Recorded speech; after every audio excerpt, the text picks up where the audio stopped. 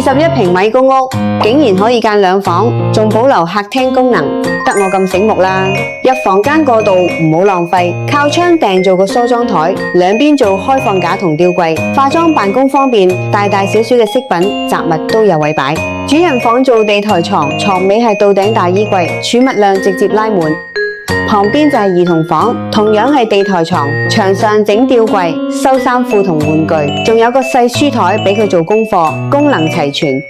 細廚房 L 型櫥櫃設計最實用，煮食操作順暢，上邊再做吊櫃，增加儲物空間。洗衣機嵌入式收埋，少少空間啲都唔浪費。廚房出嚟轉角做到頂儲物櫃，再嵌入我哋嘅雪櫃，用盡每寸空間。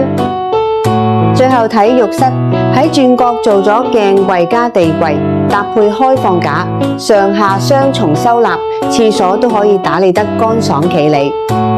2到3人單位公屋咁設計，小朋友都可以有獨立瞓房，合唔合你心水啊？我哋係裝修家私一條龍，有興趣嘅可以嚟 PM 我。